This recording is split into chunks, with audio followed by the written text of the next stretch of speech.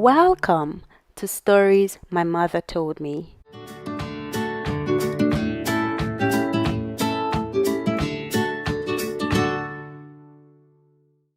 The title of today's story is Regal Dilemma. Once upon a time, in the village of Asheville, there lived a very powerful king named Gaius. He was a very kind-hearted king who was greatly loved by his people. During his rule, everyone was happy and the kingdom prospered. King Gaius had two sons named Oliver and Theo.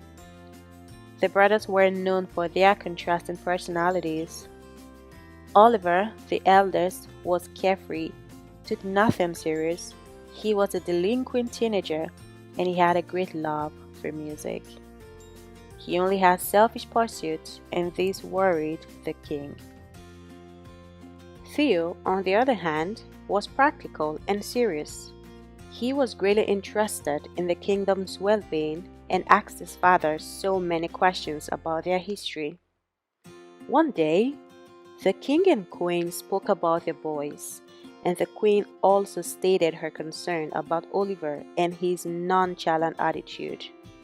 So the king decided to stir in him the desire to take up more responsibility.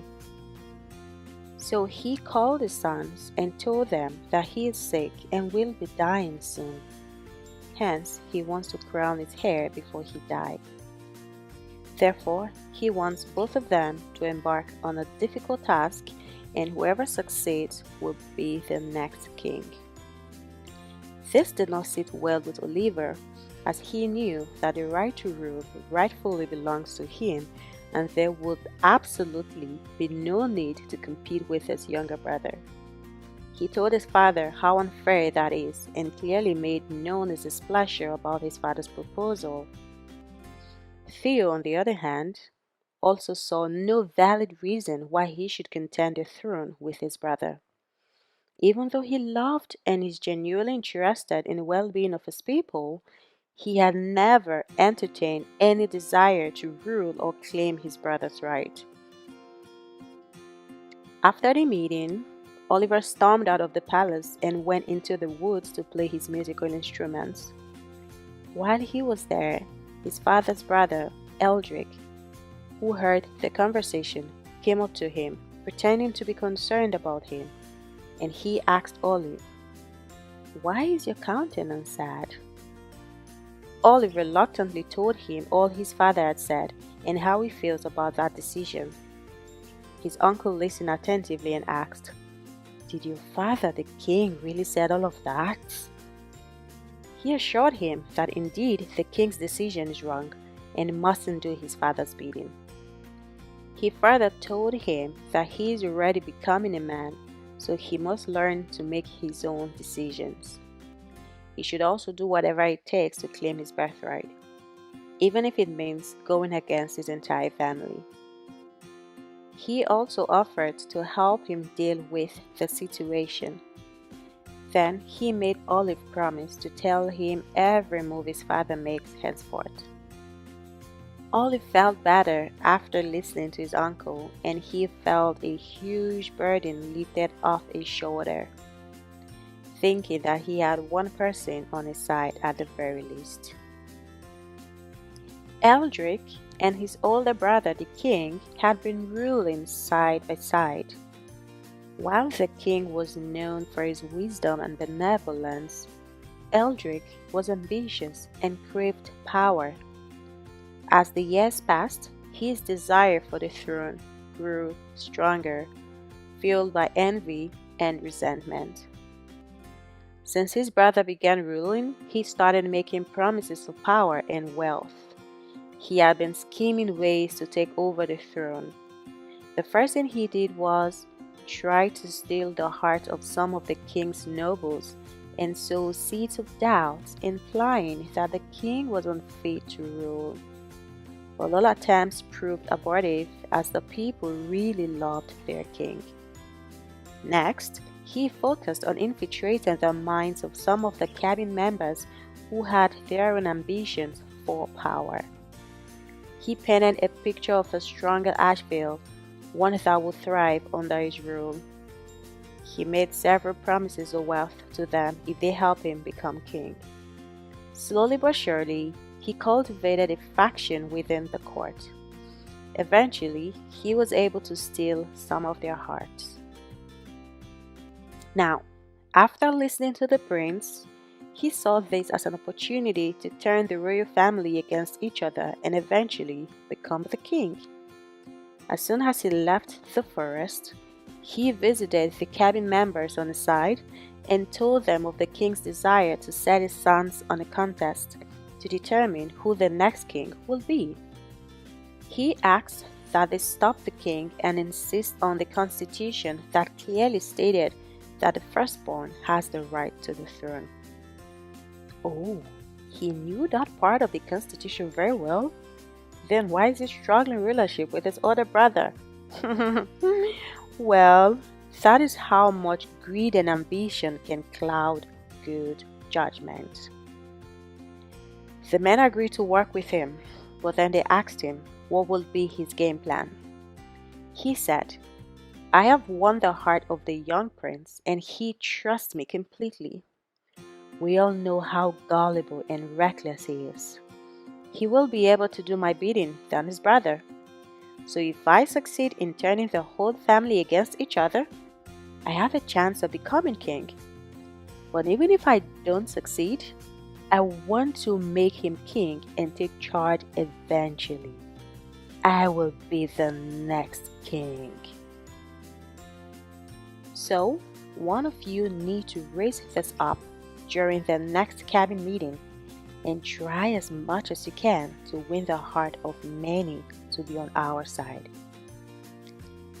Hence, they ended the meeting and all went home.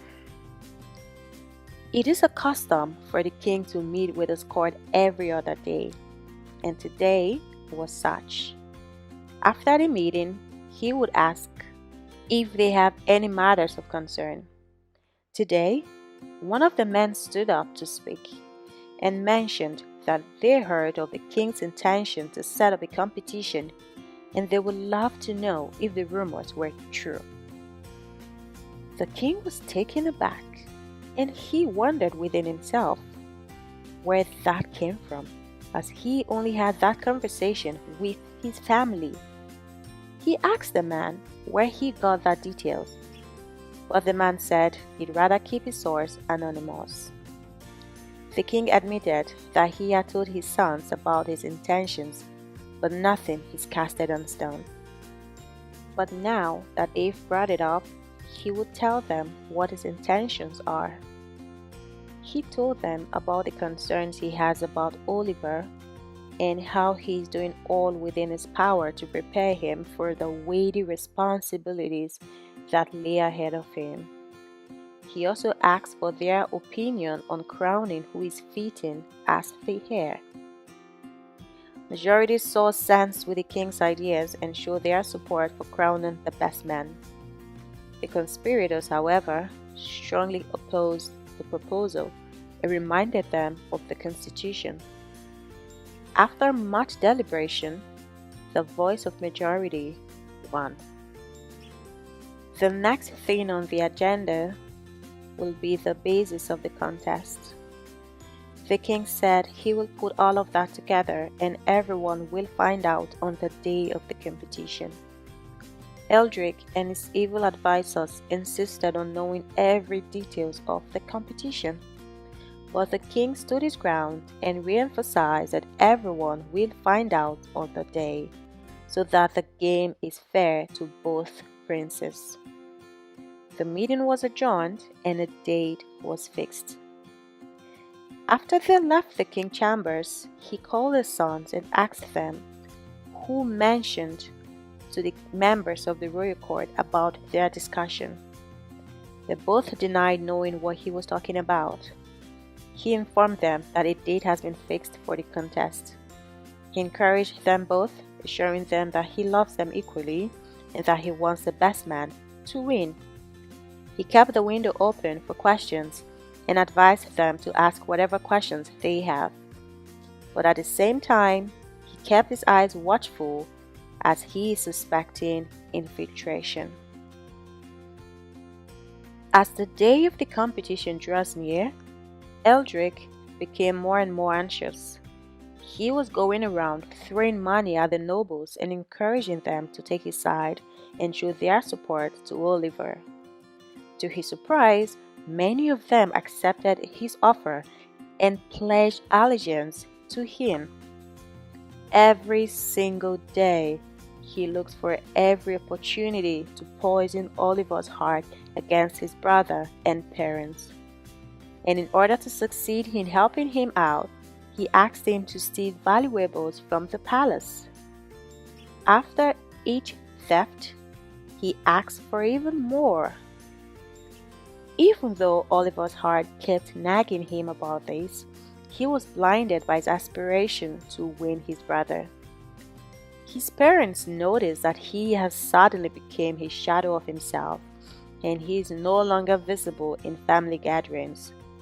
So the king asked that the servants keep a close watch on him. On seeing this, he told Eldrick that it is becoming impossible for him to steal within the palace. Therefore, he will no longer do as he says.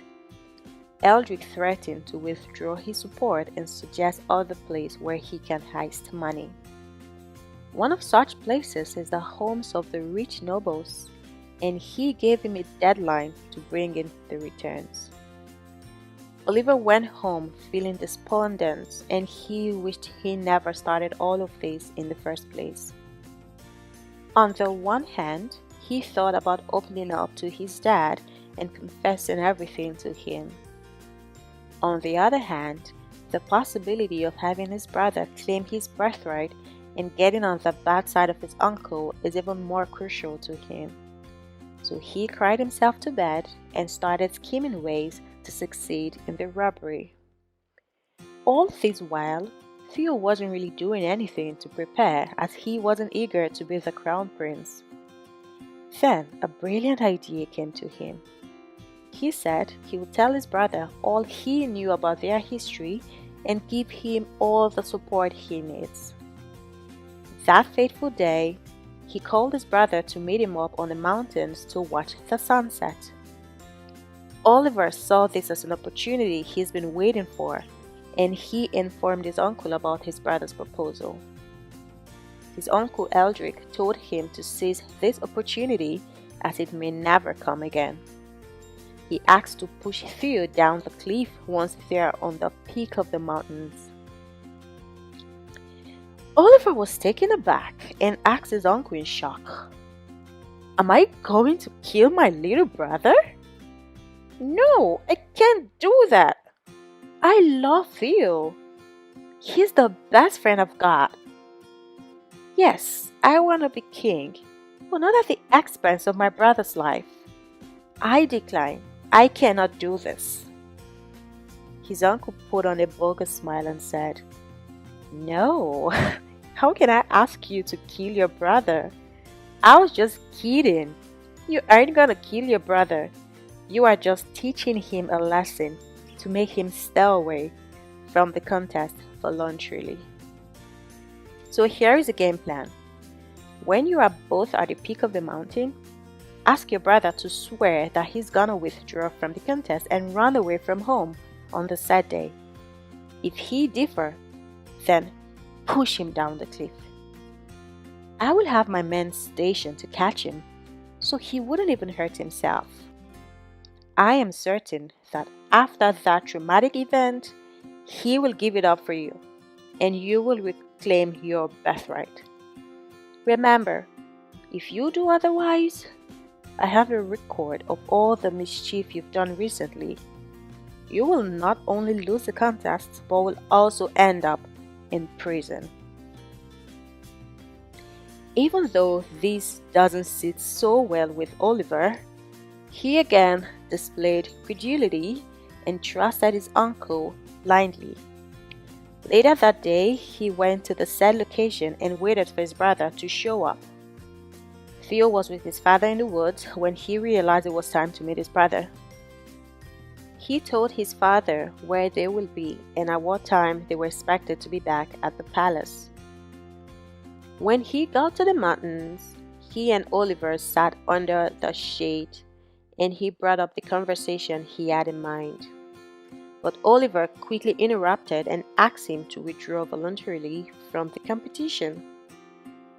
Theo was surprised at his brother's proposal, and he clearly refused and told him he will not disobey their father and embarrass the king in that manner.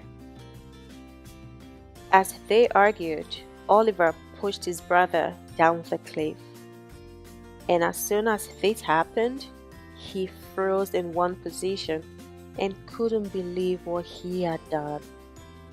He remained there for the rest of the evening, wailing and weeping. Eldrick showed up after some time to take him home. When he got home, he snuck into the palace and hid in his room. As it was getting really dark, his father asked of the boys, and they told him that Oliver returned, but Theo hasn't. This was unusual, and the king sent for Oliver and questioned him about his brother's whereabouts. Oliver said they parted ways on their way back, as his brother had told him that he was traveling to the neighboring community to prepare for the contest. His father was very worried and troubled because that was unlike Theo. The competition was in 2 days, and as usual, Oliver and Eldrick were finalizing all they needed for the competition. Oliver asked him about his brother, and he assured him that Theo was doing okay. He only sent him to their mother's village till after the competition. Additionally, he was preparing Oliver for the robbery tonight. As nightfall, Oliver told his parents he was sick and would like to remain in his room the whole evening. When it was dark, he snuck out of the palace and went to the first house he was asked to steal from. He found a way to get in and took so many valuables from their home and went to the next house. He did this with 3 different homes, and he succeeded in all. Olive took all he stole to his uncle and pleaded not to be given this type of task again. Finally, it was the big day of the competition. Everyone in the village were eagerly waiting to see who will emerge the winner, even though they already know who qualifies. On the other hand, those in the palace were worried if Theo will show up as his brother said he will. As soon as it was time, the commentator announced that the princes should come out and participate. Oliver showed up, but Theo was nowhere in sight. Everyone, including the king and queen, were murmuring and wondering what had happened. After waiting for some time, Eldrick spoke up and said, "The first virtue of a king is to dignify his elders and his people, and that Theo has failed. Hence, we should give the crown to its rightful honor in the first place." The conspirators all agreed and seconded his opinion, and they kept shouting that Oliver be named the crowned prince. After much argument, the king stood up to speak. He said that Eldrick is right, and Theo's behavior is impolite. Therefore, he will crown Oliver as the crown prince. But before then, he would love to hear from Eldrick, his brother, what he thinks. Eldrick stood up majestically and spoke.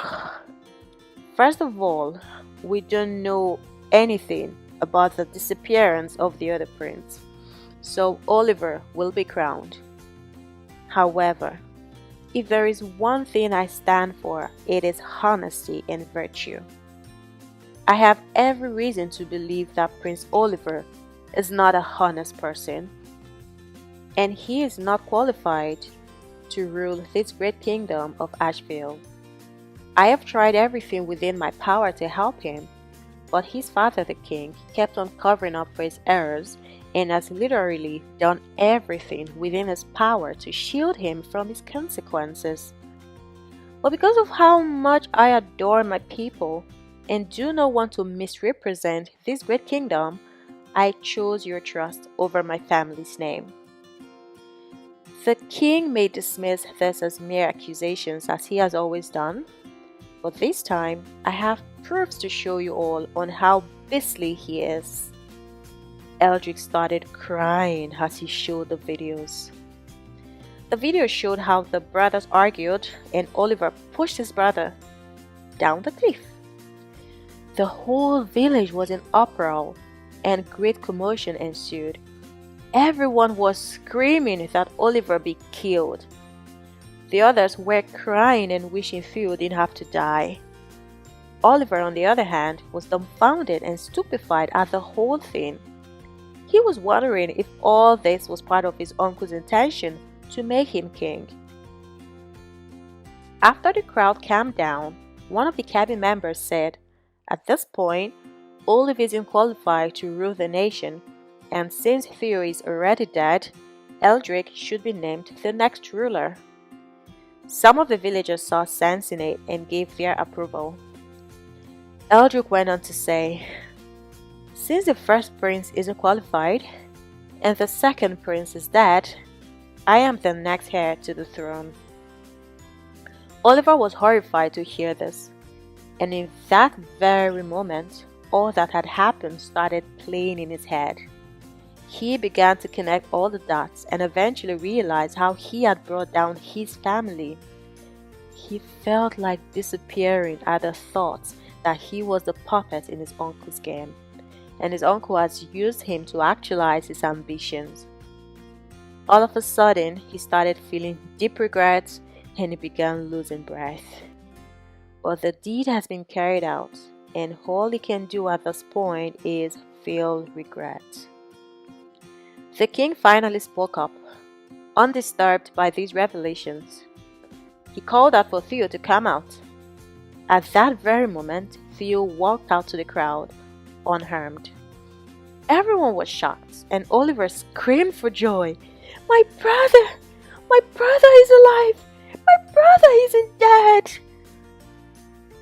The king revealed how he had been worried about Oliver since the announcement of the competition and how he told his servants to keep an eye on him. They've been reporting his every move to the king, and thankfully they heard his conversation with Eldrick when he asked him to push his brother. So the king went ahead and had men stationed all around to catch his brother should he fall down.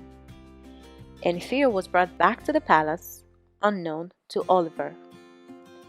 The king was also aware of all the robbery and theft going on in the palace. But in all, he decided to allow everything unfold naturally and not shield his eldest from the consequences of his actions. After the king spoke, one of the conspirators also stood up and told the people all that Eldrick had been doing and how he has tried to entice them with gifts and other things just to betray the king. They told the king from the very first meeting they had with Eldrick, and the king asked them to play along, that if they turn him down, he may find others who will be blinded by greed, and then he cannot be curbed. It was best to keep him in their circle and watch over him. Eldrick was in disbelief at all of this revelation. He let out a loud cry and uttered hateful words towards his brother and the nobles who betrayed him. The king's courtmen asked that Eldrick be seized and thrown into the dungeon. Then they asked the king what should be done about Oliver. He bent his head, cast down, and asked that the law be abided by. This means that he will be thrown in prison and remain there for the rest of his life. But the people pleaded that he'd be given a lighter judgment because he was thoroughly deceived and is just a teenager. They all believed that he had learned his lessons and he should be given the benefits of doubt. The king and his nobles contemplated for a while and decided on what to do. He tried addressing the people but couldn't find words as he was deeply hurt by his own son and his brother's action, and he saw this as a bloodline betrayal. Therefore, one of his men spoke and told the audience that Theo will be their next king, and Oliver will be in prison for 6 months, and after his release, he will do community service for 1 year. The king, the queen, and Theo all broke down in tears. Oliver walked up to them, hugged his brother, and cried while apologizing from his heart. He told him how he let his envy cloud his judgments. He promised never to let anyone come in their way as a family anymore. He told them how he had learned his lessons and realized that really, family is important. And it is essential to share our deepest concerns with a family who truly love and care about us. At the end, they all hugged each other before the palace guards came and took him away. After 6 months, he was released, and he became the best friend his brother could ever have. Now let's take a look at some words we've learned from this story. The first word is countenance. Countenance. This word means look or expression, how we look or our expression. The second word is heist. Heist. It means to commit armed robbery or to steal in a grand scale. The next word is benevolence. Benevolence. This word means disposition to do good or an act of kindness. The king was known for his benevolence. Then we've got gullible. Gullible. It means someone who is stupid, easily duped or cheated. Then we have anonymous. Anonymous means something that is not named or identified. Not named or identified. Then we have adjourn. Adjourn. To suspend indefinitely or until a later stated time. Let's adjourn the meeting till tomorrow. Then we've got despondent. Despondent. It means feeling or showing extreme discouragement, dejection, or depression. And the final word is bogus. Bogus. This word means fake or counterfeit. Some people think this word means something that is big, like a bogus dress. No, it means fake or counterfeit or not real. There are so many other words in this story, but these are the ones we picked out this time. We hope you learned something new and hope to see you in our next story. Bye! If you enjoyed watching this video, please like, subscribe, and share with your friends as these help us grow. Thank you and see you in our next story. Bye!